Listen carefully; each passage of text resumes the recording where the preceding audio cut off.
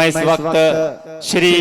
मोहतरमुल मकाम इज्जत माब आली जनाब मलिक फजले रब साहब वाइस प्रेसिडेंट MAMU, मैं आपसे अदब से गुजारिश कर रहा हूं कि आप भी तशरीफ लाएं और अपने इजहार ख्यालात पेश करें। मोहतरमुल मकाम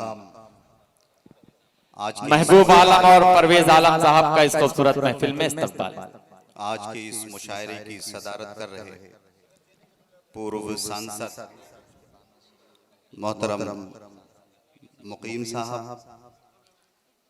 इलाक़े दयात से आए हुए तमाम बुजुर्गों, नौजवान दोस्तों,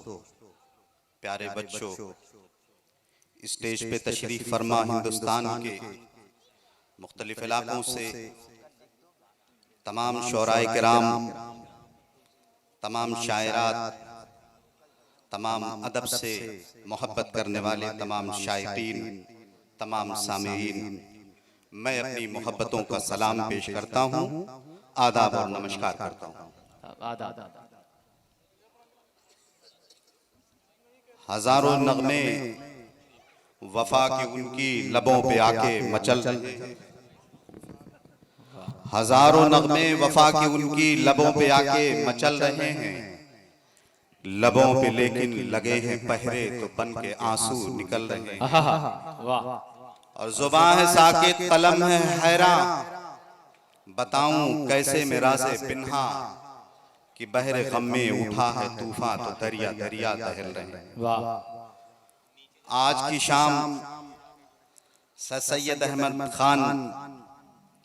के नाम आज का ये मुशायरा जो मुनक़िद किया गया है, इस मौके से जरूरी है कि कुछ बातें हमारे जहन में आए और इसके जरिए का जो मकसद है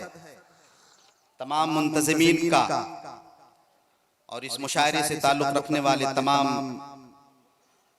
अहबाब का, तमाम मसाहिबीन, तमाम लवाहिकीन का। मोहतरम शाहिद सिराज साहब मेरे दोस्त, अलीगढ़ मुस्लिम यूनिवर्सिटी में स्टूडेंट्स लाइफ में मेरे कदम से कदम लगा के चलने वालों में ये शामिल थे और इनके अंदर हमेशा ये ख्वाहिश रहती थी कि हमेशा जिस तरीके से भी हो बहुत एक्टिव रहा करते थे। डॉक्टर साहब मेरे सामने बैठे हुए हैं, तमाम हजरात, यहाँ पे मैं नाम लेना चाहूँ तो बड़ा मुश्किल वक्त होगा, 2 मिनट की गुफ्तगू है। सर सैयद अहमद खान अलैहि रहमत कौन है, क्या है, उनके सिलसिले में समाज को आगाह करना और उस समाज की आगाही के बाद उस रास्ते पे चल करके हमारे इस देश के अंदर, हमारे मुल्क के अंदर और इंसान को इंसानियत के रास्ते पर ले जाने के लिए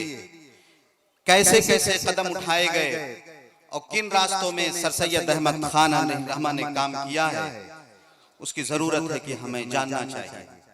मुख्तसर वक्त में सिर्फ मैं इतना कहना चाहूंगा कि सर सैयद अहमद खान जब अलीगढ़ मुस्लिम यूनिवर्सिटी की बुनियाद रख रहे थे और मकसद ये था कि उसके जरिए से तालीम से इस मुल्क के लोगों को, नौजवानों को और एक भूली बिछड़ी बिसरी हुई कौम को सन 1857 के गदर के बाद जब हमारा ये मुल्क तबाही व बर्बादी के दहाने पे पहुंच चुका था, पूरे मुल्क के अंदर तारीकी छाई हुई थी, लोग परेशान थे। अंग्रेजों ने इस तरीके से जुल्म उठाया था कि चांदनी चौक से दर्रे खैबर तक का कोई दरख्त ऐसा नहीं था जहां पर हिंदुस्तानियों की, खास तौर से मुस्लिम समाज के उलमाए किराम की, बुजुर्गों की, असलाफ की गर्दनें न लटकी हो। वो ऐसे हालात पैदा हुए थे, कौम तारीकी के अंधेरे में डूबी हुई थी और उस वक्त एक मुफलिस, एक मुखलिस, एक इंसान अपनी कौम, अपने मुल्क के लिए तड़पता हुआ समाज के बीच में आता है और वो समझने की कोशिश करता है कि अब इसका इलाज हमारे सामने क्या होगा। तो उस इलाज के लिए जो काम उन्होंने जो कदम बढ़ाया वो उसी रास्ते पर लेकर के चले कि जिस रास्ते पर इस दुनिया, इस कायनात के बनाने वाले, जिसे हम अल्लाह और गॉड और तमाम नामों से हम याद करते हैं, जब अल्लाह रब्बुल इज्जत ने इस दुनिया को बनाया और इस दुनिया को बनाने के बाद इस दुनिया के लिए जिसको रहमतुल लिल आलमीन बना करके भेजा, मोहम्मद अरबी सल्लल्लाहु अलैहि वसल्लम को, अपने महबूब बंदे से जब अल्लाह पहली मर्तबा गुफ्तगू करता है तो वो यही कहता है, इकरा, पढ़, पढ़ाई की तलकीन करता है। और इसी फलसफे के अंदर पूरी तारीख और पूरी हिकमत अमली छुपी हुई थी, जिस रास्ते पर ले जाने के लिए सर सैयद अहमद खान अलैहिर्रहमा ने अलीगढ़ मुस्लिम यूनिवर्सिटी का इक़ाद किया और कहा कि जो इस वक्त गदर के हालात हैं, सन 1857 के अंदर अंग्रेजों ने इस मुल्क पर जितना जुल्म किया हुआ था, उसके रास्ते से निकालने के लिए एक ही रास्ता बन सकता था कि इस कौम को जहालत के रास्ते से निकाला जाए, पढ़ाई लिखाई के रास्ते पे लाया जाए, साइंस और टेक्नोलॉजी से इसको मजबूत किया जाए। तो उस वक्त जो फलसफा दिया वो फलसफा था कि हम अपने कौम के नौजवानों को बनाना चाहते हैं कि एक हाथ में कलाम पाक हो, कुरान हो, दूसरे हाथ में साइंस और फलसफा हो, और सर पर ला इलाहा इल्लल्लाह मुहम्मदुर रसूलुल्लाह का ताज लेकर के अगर इस हिकमत अमली से काम करना शुरू करेंगे तो हमारी कौम, हमारा मुल्क तबाही और बर्बादी के दरवाजे से निकल सकता है। सर सैयद अहमद खान ने जमहूरियत को, इस मुल्क को भाईचारे के लिए, हिंदू मुस्लिम भाईचारे को बढ़ाने के लिए जब उन्होंने मैसेज दिया तो ये मैसेज दिया कि इस देश के अंदर दो बड़ी कौमें, हिंदू और मुसलमान की इस शक्ल में जो यहाँ पर है, वो एक खूबसूरत दुल्हन की दो खूबसूरत आंखें हैं। अगर खूबसूरत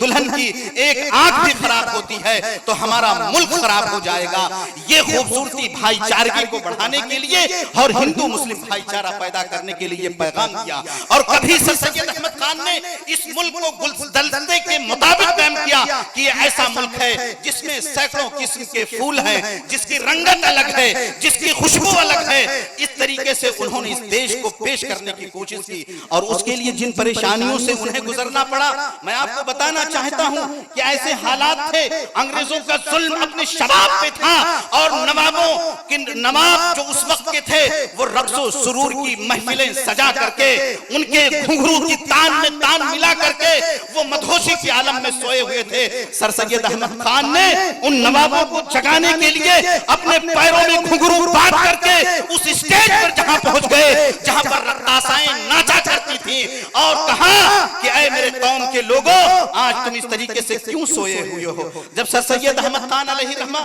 अलीगढ़ मुस्लिम यूनिवर्सिटी की बुनियाद रख रहे थे और उस वक्त पैसों की परेशानी थी, उसके चंदे के लिए अलग अलग जगहों पे जाया करते थे जहां उनके खिलाफ उस वक्त हालात के लिहाज से उस वक्त के उलमाए किराम कुछ ऐसे लोग भी थे जिन्होंने उनके ऊपर कुफ्र के फतवे कर दिए थे। ऐसी हालत में जब जाते हैं तो उनको पत्थरों से मारा जाता है, लहूलुहान हो जाते हैं, लेकिन उन पत्थरों पे वो गाली नहीं देते हैं। उन पत्थरों को अपने दामन में समेट कर अलीगढ़ मुस्लिम यूनिवर्सिटी की बुनियाद जब खोदी जाती है तो उन पत्थरों को ला करके उस अलीगढ़ मुस्लिम यूनिवर्सिटी की बुनियाद में शामिल कर देते हैं। आज इस मौके पर वो अलीगढ़ मुस्लिम यूनिवर्सिटी को याद शाहिद सिराज साहब ने सर सैयद अहमद खान अलैहिर्रहमा के लिए बात कही तो उस वक्त अंग्रेजों की जुल्म से, जबर से निकलने का जो रास्ता उन्होंने तलाश किया वो वही रास्ता था जो अल्लाह ने रहमतुल लिल आलमीन मोहम्मद अरबी सल्लल्लाहु अलैहि वसल्लम के लिए दिया था। उसी रास्ते को अपना रास्ता बना करके उसवे हसना के तौर पर लेकर के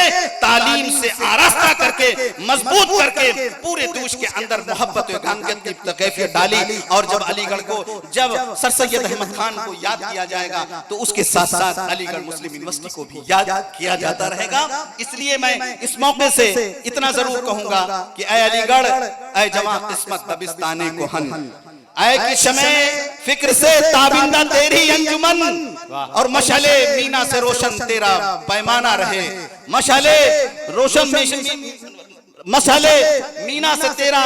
महखाना रहे, रहती दुनिया तक तेरा गर्दिश में पैमाना रहे। मेरे दोस्तों, आज के हालात में आज हमको भी उसी रास्ते पे चल करके सर सैयद अहमद खान अपने नबी और अल्लाह के बताए हुए रास्ते पर, एक ही रास्ता, शिक्षा का रास्ता, तालीम का रास्ता, पढ़ाई लिखाई का रास्ता ही आपको कामयाबी के रास्ते पर ले चल सकता है। और देश को आगे बढ़ाने में आपका सबसे बड़ा योगदान होगा कि अपने बच्चों को पढ़ाने के लिए, उन्हें लिखाने के लिए, उनको आगे बढ़ाने के लिए और देश को आगे बढ़ाने के लिए, मुल्क को आगे बढ़ाने के लिए, कौम मिल्लत को आगे बढ़ाने के लिए आपको शिक्षा और तालीम के रास्ते पर लेकर के चलना पड़ेगा। इन्हीं बातों के साथ मैं अपनी बात इस बात के साथ खत्म करता हूं और आपसे कहना चाहता हूं कि हजारों साल नरगिस अपनी बेनूरी पे रोती है। हजारों साल नरगिस अपनी बेनूरी पे रोती है। बड़ी मुश्किल से होता है चमन में दीदावर पैदा। बड़ी मुश्किलों के बाद नरगिस जिस तरीके से खिलती है, हमारी कौम के अंदर इंसान तो बहुत होते हैं, आते हैं चले जाते हैं, लेकिन कुछ ऐसे होते हैं जिनको जमाना याद करता है, दुनिया याद करती है। उनमें से एक अलीगढ़ मुस्लिम यूनिवर्सिटी की बुनियाद रखकर पूरे बर्रे सगीर और पूरी दुनिया के अंदर अपने नाम का लोहा मनवा करके तालीम के मैदान में हजारों डॉक्टर, हजारों इंजीनियर, हजारों सियासतदान को पैदा करके अलीगढ़ ने अपना वो कारहाय नुमाया अंजाम दिया। आज इस मौके से हम खिराज अकीदत पेश करते हैं सर सैयद अहमद खान को और आप तमाम लोगों के साथ दुआ करते हैं कि अल्लाह रब्बुल इज्जत उन्हें करवट करवट जन्नत नसीब अता करे और जन्नत में उन्हें आला मकाम में जगह दे। यही इसी दुआ के साथ मैं आपसे अपनी गुफ्तगू खत्म करता हूं। बहुत बहुत शुक्रिया। खुदा हाफिज।